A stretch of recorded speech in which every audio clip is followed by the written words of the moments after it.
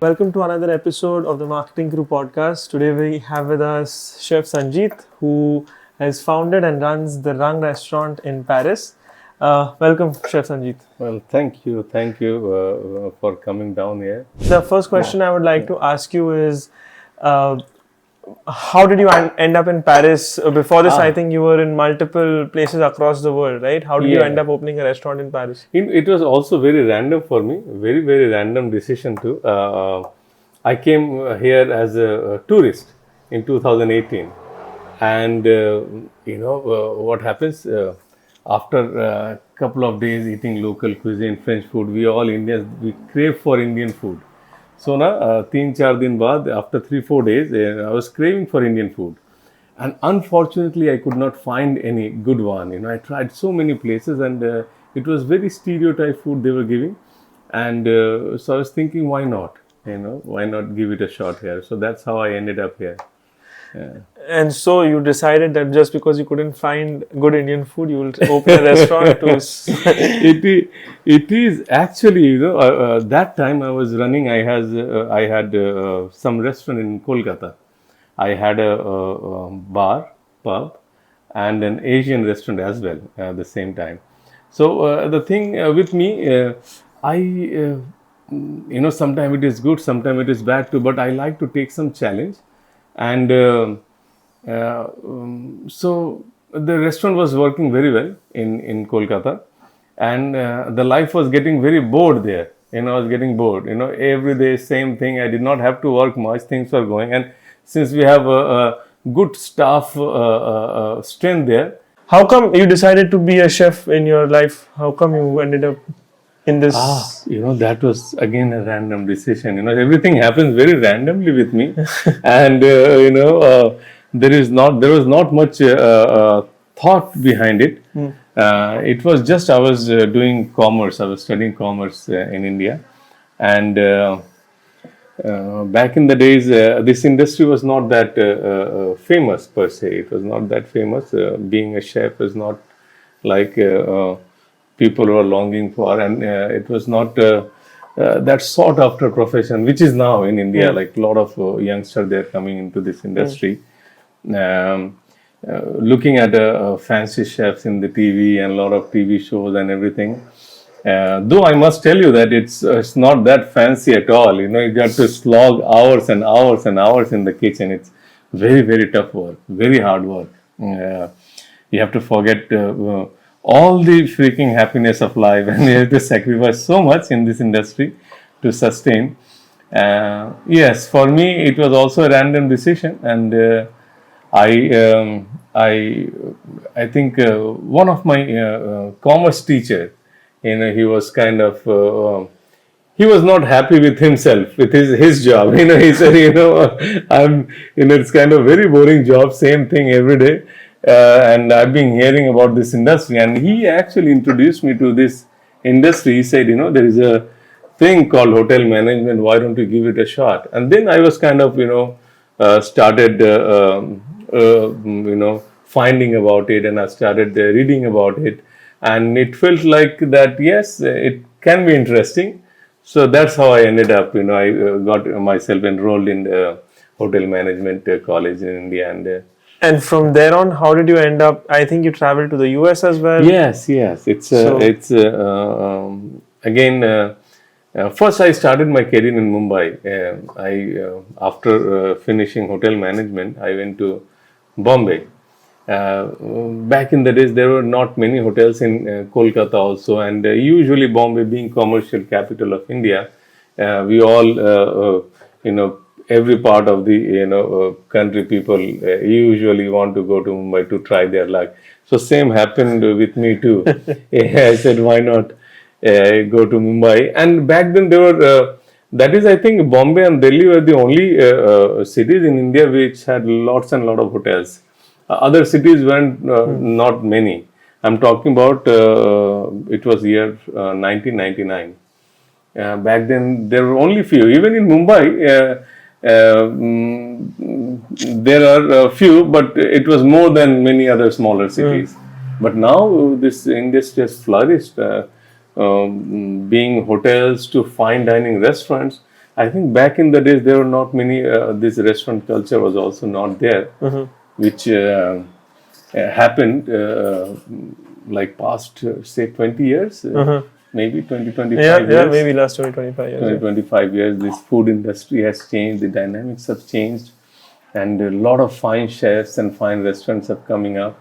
So it's beautiful now. Yeah. So you landed up in Bombay. I landed up in Bombay, and I started. First few months it was again hard, because Bombay is it seems fancy, but it is another tough city to be, because it is very demanding, and you have to put your best, or else you can be replaced next day, because there are always so many talents are coming up in the city. So you have to keep working, and you have to keep proving yourself.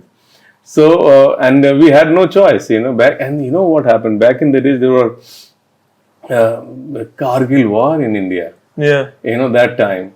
So the tourism industry also sucked in that year, 1998, 99.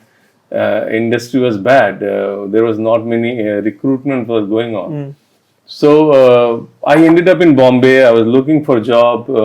I did small here and there, a little bit, small restaurants. Some places I worked. My real job was, I think I was talking about the other day. It was a Marine Plaza. Ah, yes. Yeah.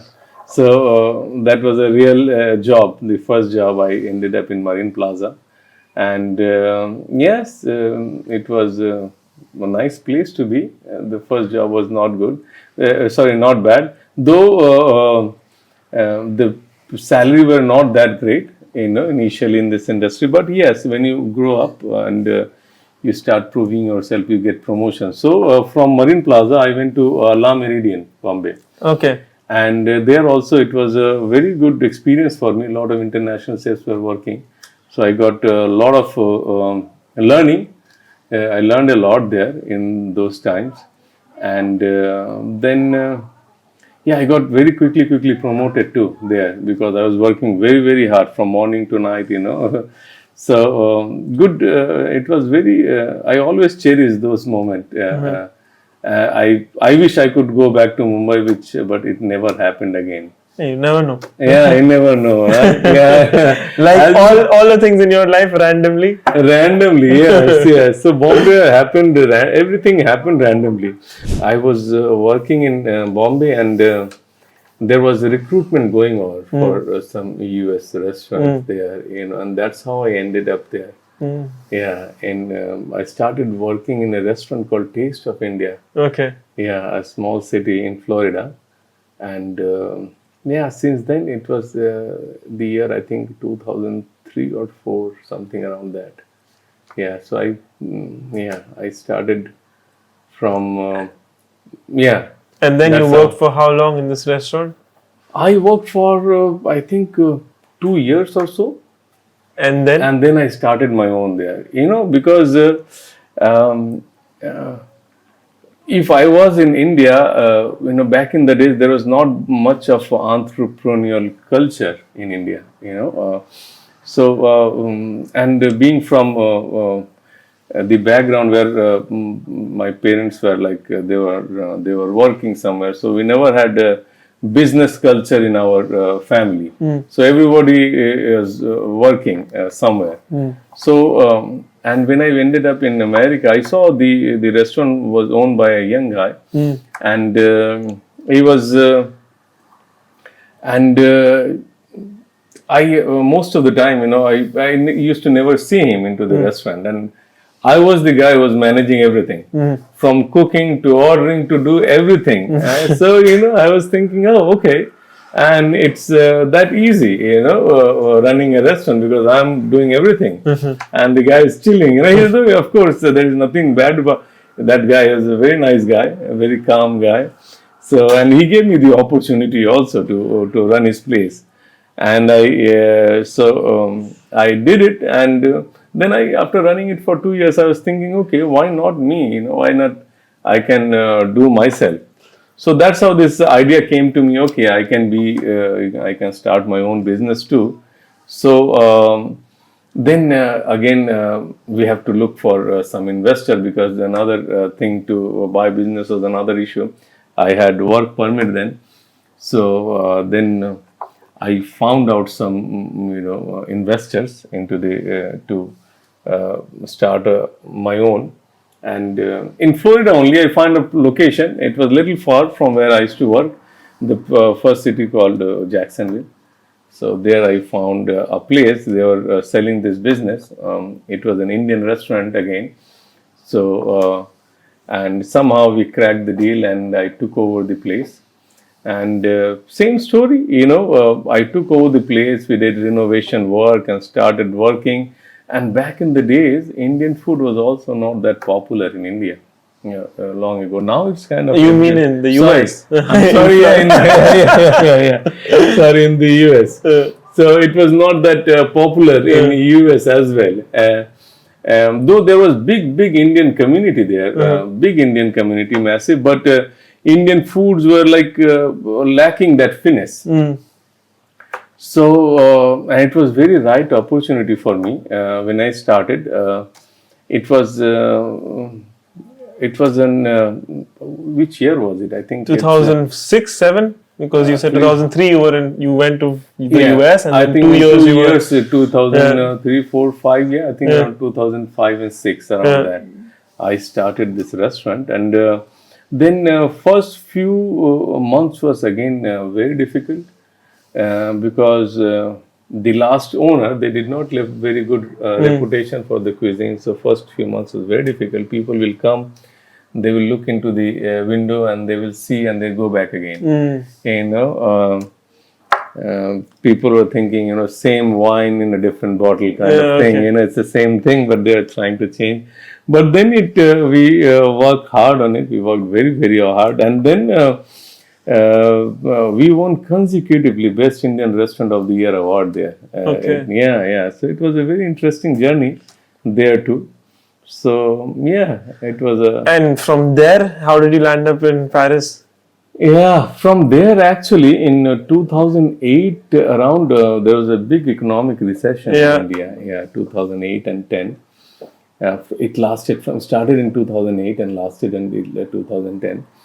So people were panicking, and a lot of businesses were closing, and so that time I had to make a decision, because the business was suddenly gone down because of panic. It was lot of places, they were shutting down, and I was also thinking, and I was very young that time. I was thinking that whether to stay or just sell the business and get out of it and try do something. And Indian, I was thinking, I was hearing a lot about Indian economy then, that is growing. So I was thinking, okay, why not give it a try? So I sold my restaurant there in US in 2010, and I moved to India in 2011. So that's how I, from US, I again came back to India. Okay. And then I started this restaurant. I started a pub called Bistro Y in India, in Kolkata. It was in an IT park. So that is another, we had journey and a chapter again. Yeah. So now I look back and I see, okay, I had businesses in all different continents. I had one in US, I had in India, Asia, then in Europe. Now I don't know. Where is the next one? Where is the next? Maybe Africa is, is the only one left. I think it's left. Yes, maybe. And tell me about the restaurant, about Rang. So I'm guessing when you came to Paris, as you told that, we visited some restaurants here, and you realized that it missed something. What did it miss, and what do you think you decided, okay, that's why what we need to make sure that we bring in Rang? Okay. Yes. What I missed is that, Indian cuisine has evolved a lot. Even in India, you see, the food scene was changing, and a lot of things were going on in this industry. But when I ate in these restaurants and I tried food there, it was still as if the food was in 1980s or something like that. It hasn't changed at all from that time. So, and it lacked finesse. Uh, so that's what I was thinking, that in Paris supposedly people are very here. They like good things. They have a taste for good things. They have fashion. They have wine, and they have a great food culture. But Indian food, Indian restaurant, if you see, it's still it did not evolve. It stayed as if it is in that time zone. So that's what I thought. I thought that okay, I can give it a try and see what I can come up with, and that's how it happened too. And when it comes specific to dishes, what are the dishes that people like to order the most at Rang? It is, I would not like to say it, because now for Indian restaurant internationally, most of the young chefs, they are making restaurant and serving Indian food, a lot of regional Indian food they are serving, and making each and individual, to exploring. A lot of chefs are exploring the regional cuisine, which was not done before. We were stick to our butter chicken and chicken korma. So that's what I said. I would not like to answer this question because the same thing, we sell a lot of butter chicken here. So yes, what can I do? But still, I try my best to make it as authentic as possible. Because see, some good things never grow old. So maybe butter chicken is very stereotype, or very kind of thing which is not getting a lot of attention nowadays in a lot of good restaurants. But still, we sell a lot. People love it here, butter chicken. Yeah. And nowadays when I hear a lot of chefs and their interview, and they specifically mention that our restaurant is no butter chicken restaurant. So we are barring butter chicken and thing in our restaurant. It's like that. It's surprising, but yes, I think butter chicken has been overused everywhere, no matter what and which cuisine it is. Butter chicken is everywhere. So yes, but yes, we are selling that a lot. Yeah.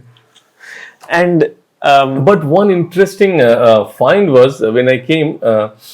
This was an Indian restaurant before.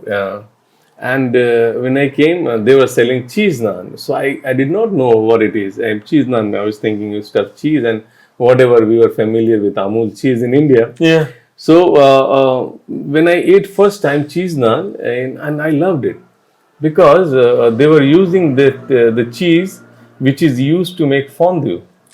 So yeah, the raclette cheese. And it has got a very soft and sharp taste. So, which I liked about here. Most of the restaurant they were doing it. So that is the unique thing which I found it here in the restaurant, cheese naan, and we kept it in our menu too, cheese naan, and it is working out very well. Though our naans are different than many other restaurants. Our naan, we make very special effort, and our dough preparation is very, very unique. It's like as if even if you reheat the naan next day, it still stays soft and fresh. We worked on the recipe. It is very nice. So people love it here. Still one of our largest selling, highest selling item is cheese naan. Yeah. apart from the usual butter chicken and the cheese naan, which is the classic, what else do you like to tell people to taste? Because you feel it is something different than what they will find in other Indian restaurants in Paris. Yes, I started here. See, I spent some time in Mumbai, and I used to love the pav bhaji there on the street. So that we put in our menu, pav bhaji, and I want people to try that. It is a little bit different than butter chicken and chicken korma. But whenever we say to people that try all this, and most of them they ended up loving it. And in what happened in the summer, we removed that pav bhaji from our menu. We said, okay, now it's time to change the menu. But there were people, they said, okay, we especially come for pav bhaji only. So please, bring it back. So again, we brought that back again into the menu, pav bhaji. So pav bhaji, and then we have we make a dish called chicken chattina. We use like 24 different kind of spices in it.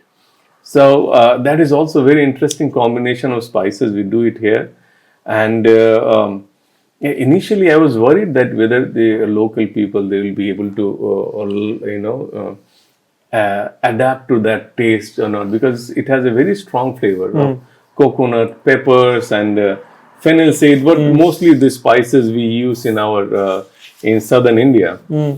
And so I was worried, I was thinking whether I don't know whether I'm doing this is the right choice or not. And next to butter chicken, people love that one. Yeah, chicken chattina.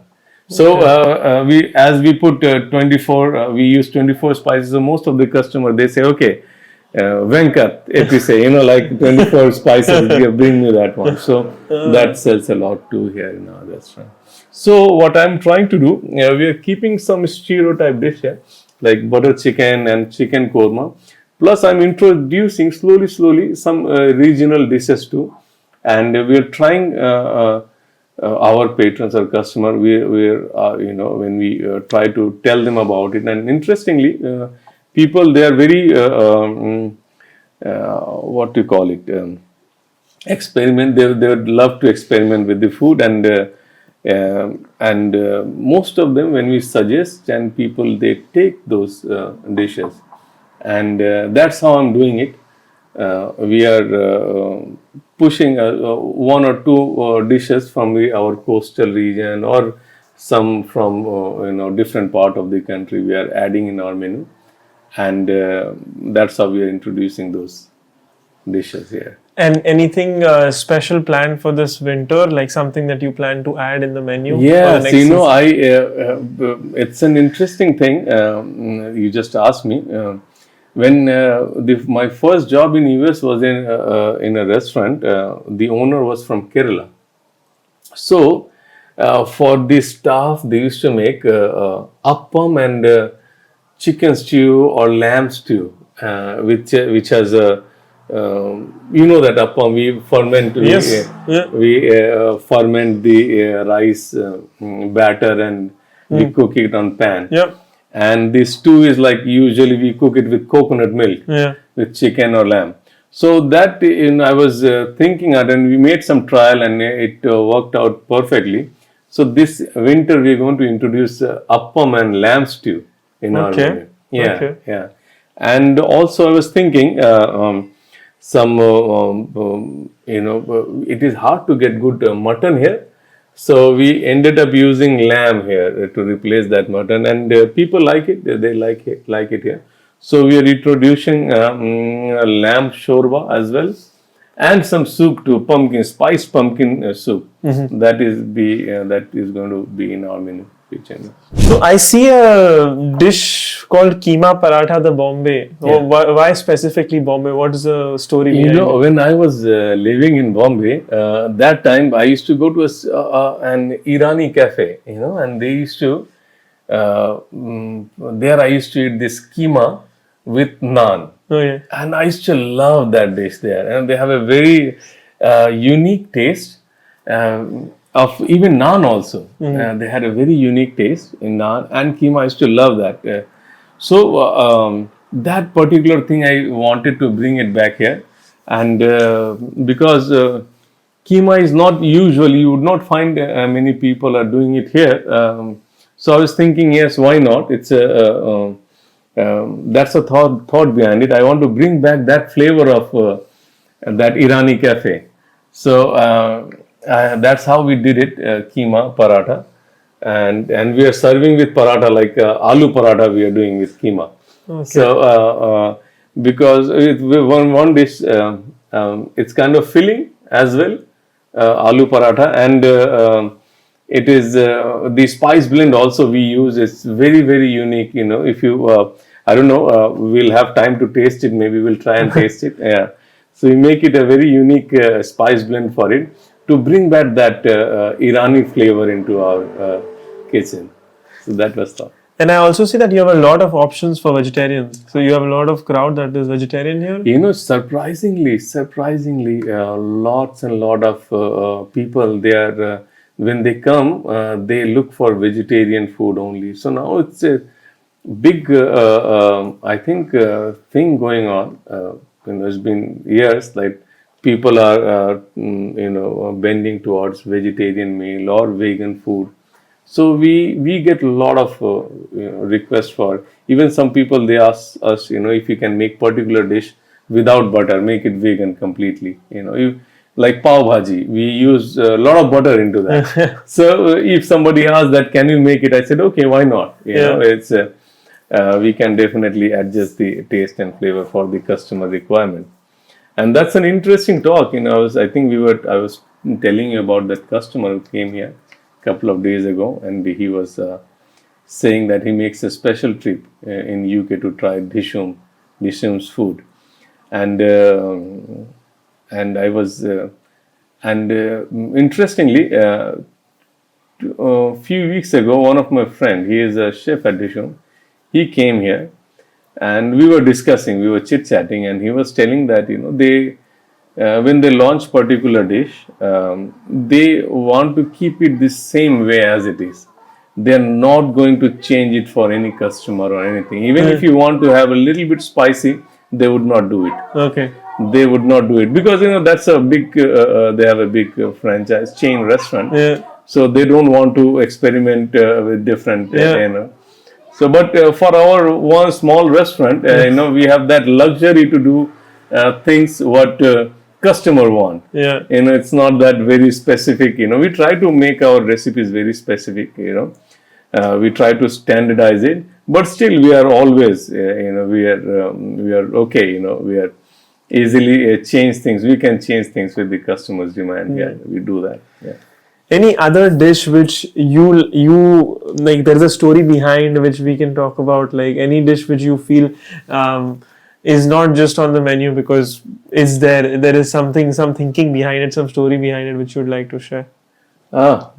Lately Momo has become very famous in India also. There was a in Kolkata, I don't know, I think in Mumbai also. No, in Bombay also, in the middle of the night, in the street, you will get it as street everywhere food. You get that Momo, yes. And it's I think in Darjeeling, it originated, though it is a lot looks like Chinese cuisine.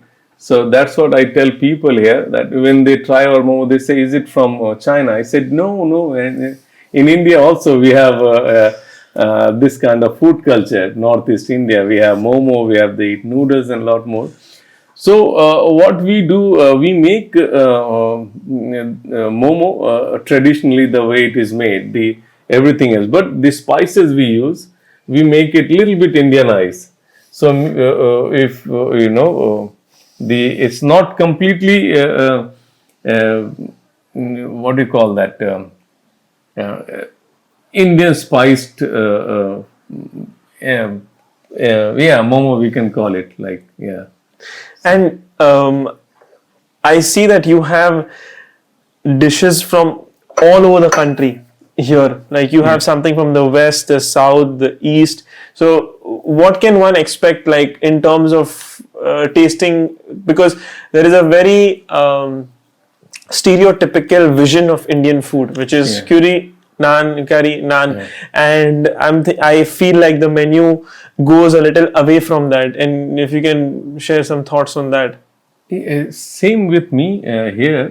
When a lot of people, French people, when they come local, they ask me that from which the food is from which region, or the restaurant is specialized in which cuisine. Usually I don't know, because I've seen many French restaurant here.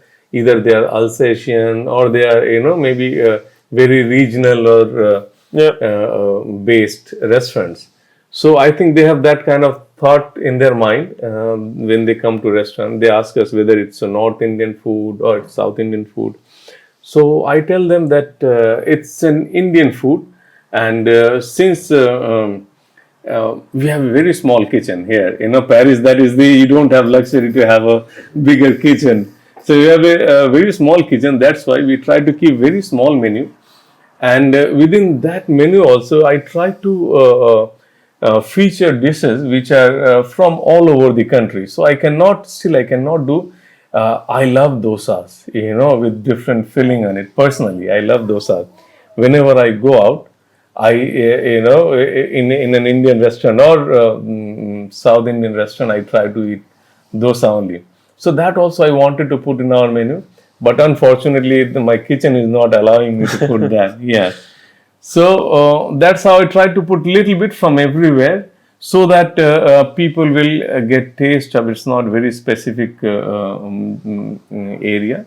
It's from all over the country, and little bit from everywhere. Yeah. When I see the Google reviews of Rang, many people mention the fact that the Indian food here is very refined. They use the word refined or authentic. Why is that? What do we do differently than the other restaurants Indian restaurants in France or in Europe, that this is the kind of feedback that we get normally?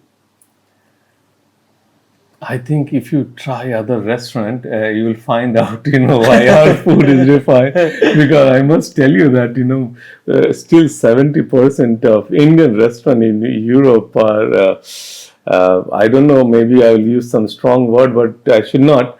But it's not there. It's not even Indian food. When I try, I felt like I would not name a restaurant, but when I went there, usually when a new restaurant comes up, I go there and try their food to see, how things are.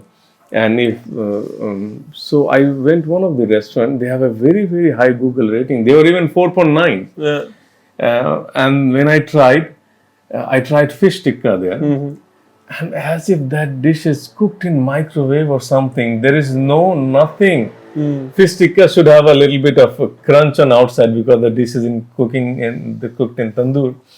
But as if it has water coming out from the fish, and it was terrible and disgusting. So that's why, and our food is we took a great care while preparing each and every meal for the customer. Not a single dish comes out from the kitchen without tasting. I will taste at the end of the day. I hate it, but still I try to make it worth for our customer, that what they are having, it's better. It's a good thing with. All the dishes are made from scratch here. Yes, everything is made from scratch here. Every single. That's how I say Indian food is slow cooking, longer hours. So we have to be very, very patient with our cuisine. We cannot do very quick. We cannot do the way we cook it. It's very slow cooking. This spice blend is also very important. And we don't overuse.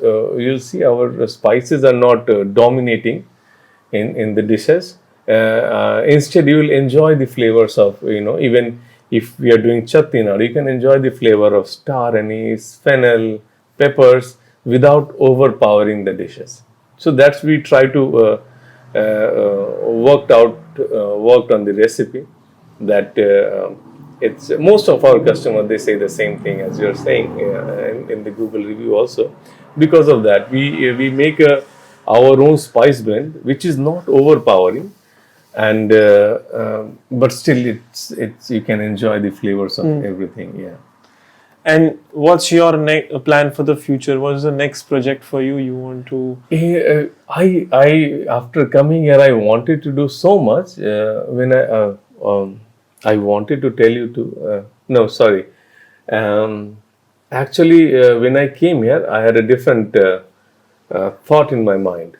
My menu was different than what we are doing it. But because of challenges, we have challenges. Our kitchen is very small, that I already mentioned. So that's why you cannot do a lot of things. even though I wanted desperately to, make a completely different menu and introduce a lot of interesting stuff. So my next step would be to find a little bigger place with a little bigger kitchen, so that we can make all our thing into execution. Everything I can execute well. Here it gets very, very challenging for me. If you are going to stay in this evening, you will see when the kitchen is busy, it's very, very tight. We cannot move from here and there, and within that tight space we have to do plating, presenting. It's so much work. It's and in a very tight, cramped of space. So that's what kind of biggest challenge we are facing. And most of the night, evening, we are booked now. Most of the evenings we are full. So that is making another, making us very difficult to work everything out in this kitchen. Yeah. And what's your role exactly? You cook, you manage the front end. Where are you normally when the restaurant is running and packed? Mostly I'm in the kitchen. Yeah. I'm in the kitchen. I'm always in the kitchen. I try to, it took me almost 5 years here to train a couple of guys here. Because what we have, they came from different background and different country. One of our cooks are from Bangladesh. Then one is from India. He knows Indian flavor. And then a couple of others were from different regions. So that was the challenge I had initially. But now everything is okay. They learn they know what they are doing. So still I cannot be. I'm always still in the kitchen to make sure things goes right. Yeah. And before we conclude, the last question I would like to ask you is, for anybody who's watching this video, what can they expect when they come to Rang as a customer? I